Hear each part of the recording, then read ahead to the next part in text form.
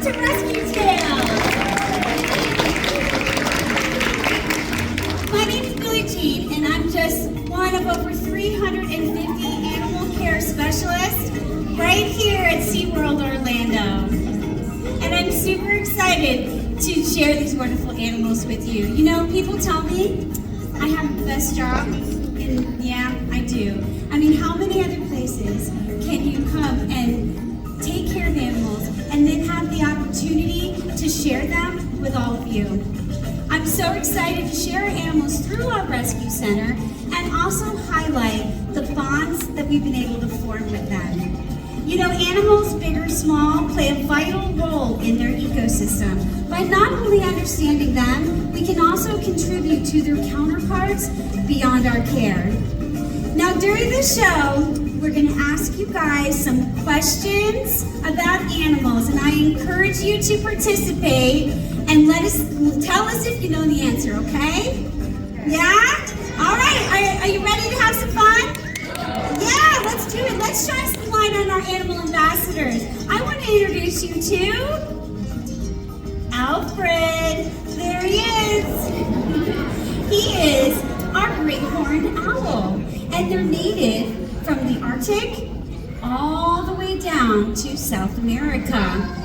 Now, when you look at Alfred, well, he's not showing us right now. Oh, there you go. He has these tufts of feathers that look like horns, and that's how they get their name. Now, the first thing I see when I look at Alfred are those big, beautiful yellow eyes.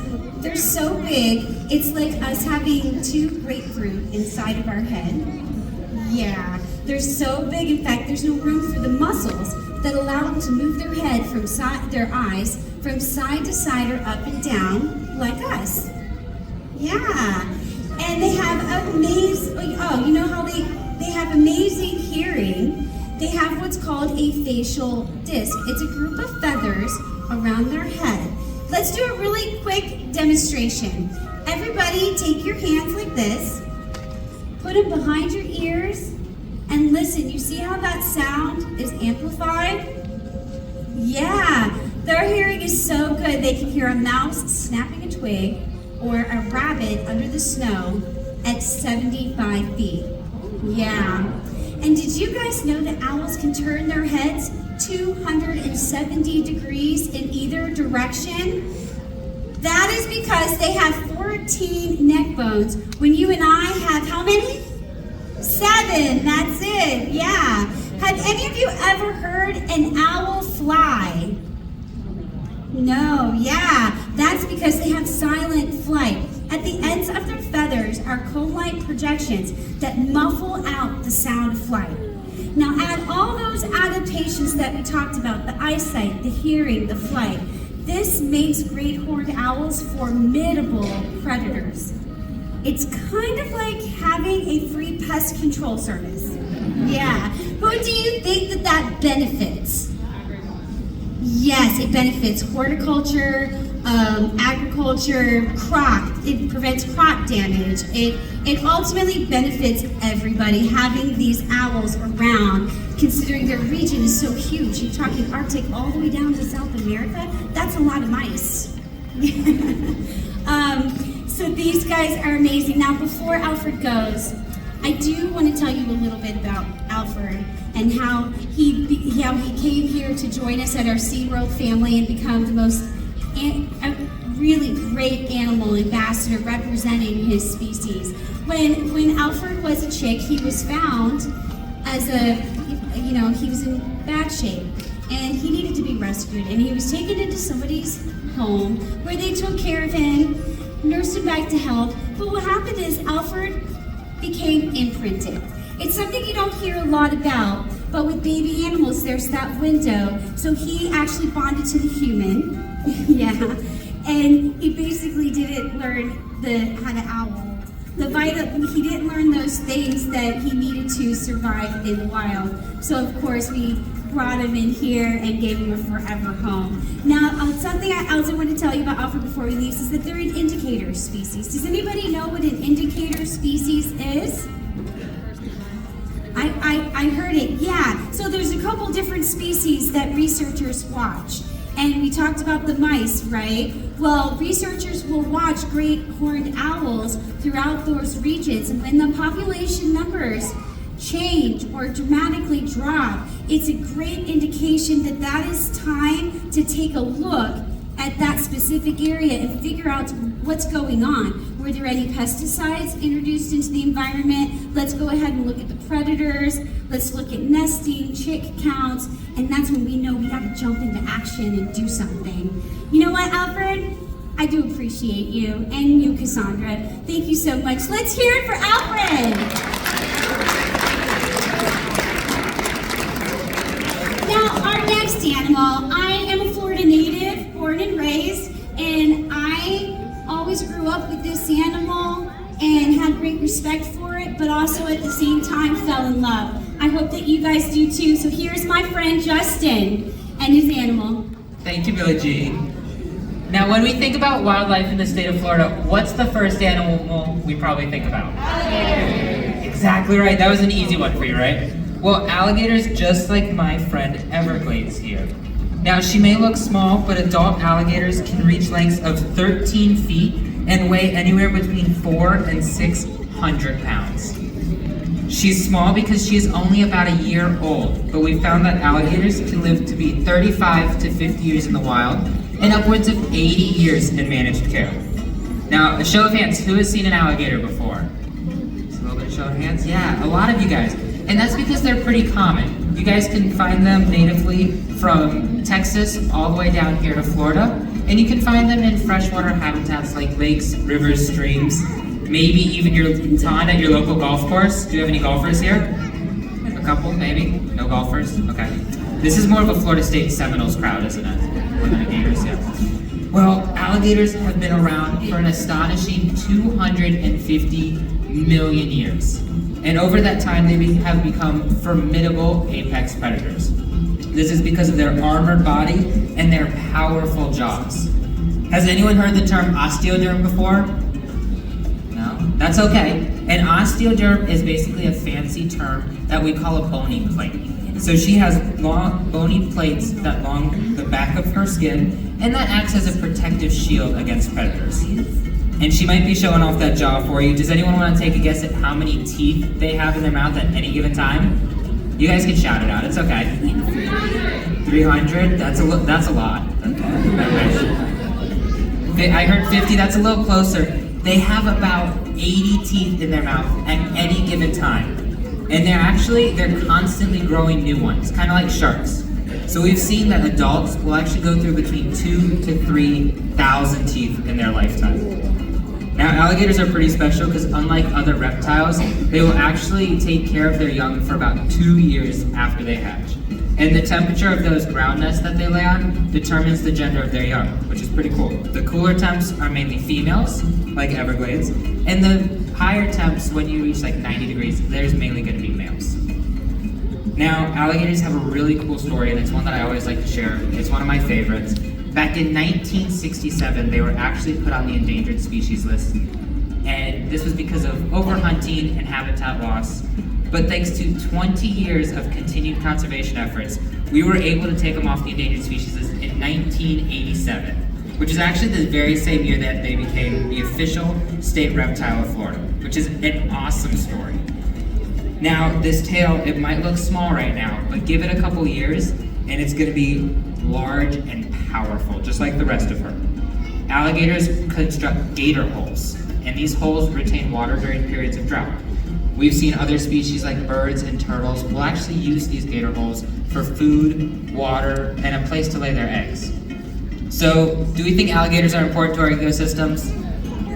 Yeah. Another easy question. I'm into the easy questions, right? Now, alligators are super important to our ecosystems. With your help, we've learned that humans can coexist with alligators by giving them their space and not feeding them.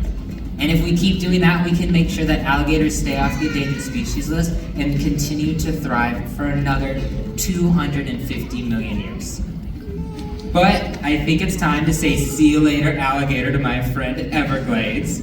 I had to say that one, it's in the script. Because coming out now, is Cassandra talking about one of our feathered friends. And a wild crocodile. Hello Hello again, everyone. This is Olive, and Olive is one of the awesome birds that calls Seaworld Orlando her home. She is what's called a crested caracara, which is a very fancy name that essentially just means a ground falcon. So when you guys think of falcons, you probably think of peregrine falcons, right? The fastest animal on the planet. And those peregrine falcons, they can reach speeds of over 200 miles per hour. But ground falcons, their bodies are a little bit different. They're designed instead to spend a lot of time near the floor. And you'll see that those legs of hers are actually pretty powerful. They are long and elongated to be able to run and jump, which she was just about to show here a moment ago. And now she has those powerful legs to be able to grab prey items from the ground. She'll go into burrows, she'll dig around on the floor, grab insects, and her coloring, so that dark back and the light belly, and even that light coloration around her neck helps her to blend in with her surroundings. Now, Olive is 17 years old, which we think of as not that old for us as humans, but typically for a caracara, they can live anywhere from 15 to 30 years, both in the wild and in human care. With her being here with us, we're very lucky that we've been able to spend the last 17 years of her life here. We were actually asked to be her forever home after she was also rescued as a chick, and during her rehabilitation process, they paired her up with an adult female caracara, and that adult female did not want to be a mom. So instead, humans had to step in and take over that role, and essentially that meant that she had to learn all those skills from people. And while she learned those skills, she decided people were a little bit more comfortable to be around than other birds were. So that is why we were asked to be her forever home afterwards. And Olive has been with us now for those 17 years. She's been able to come out and educate you guys, but it also means that she is one of those awesome ambassadors that gets to, she gets to have an awesome relationship with people, which is ultimately what she wants. But ultimately, we want to be able to keep these birds out in the wild. So if you see them in the wild, if you see birds and animals that need that help, you want to make sure you reach out to those rescue and rehabilitators that will do their best to be able to send those birds or other animals back out into the wild. But if it doesn't happen, they're the ones that are going to help us out or help themselves out to be able to find a forever home for these little animals. And I do want to say thank you guys so much thank you, Olive, for joining us out here. And we're going to have Justin come back out with one of our other awesome animals. Yes. Bye, everyone. Thank you, Cassandra. Thank you, Olive. So, are we enjoying our animals so far? Yeah, we are. This is super exciting for us. Hopefully it's as exciting for us as it is for you. But now we are going to move from one rescue tale to another. And this next animal has defied odds. He's one of our favorites here, and we love to talk about him. Coming out now is Panama. Yes. Now, Panama is a 14-year-old eastern brown pelican. And believe it or not, he was actually rescued in St. Petersburg, Florida back in 2010. Now, you might not be able to tell, but when he came to us, he was a very young and virtually featherless chick. Over the years, he has become a popular animal ambassador and a beloved member of our Seaworld team. You can see that Panama has such a charismatic attitude and personality to him, and he quickly became one of our favorites here and one of our favorites to talk about. He's been a great representative of his species, and eastern brown pelicans like Panama are found along the coasts of North America and parts of South America, and they have a great wingspan of about 6.5 feet, which he's showing off for you here and there. There we go, that's perfect. They're found with that large wingspan, they're able to glide effortlessly over our waters. These sorts of pelicans have a great eyesight, and with that eyesight, they'll actually fly at a lofty height of 65 feet in the air, ready to dive with remarkable precision to catch their prey. One of the things that they're most known for is that throw pouch, which you can see right there that Heather's pointing out. Does anyone want to take a guess at how much water that pouch holds? 5 gallons? You guys can shout it out. 2 gallons? 3? I heard it. 3 gallons of water. Great job right there. 3 gallons of water, which is much more than that of their actual stomach capacity.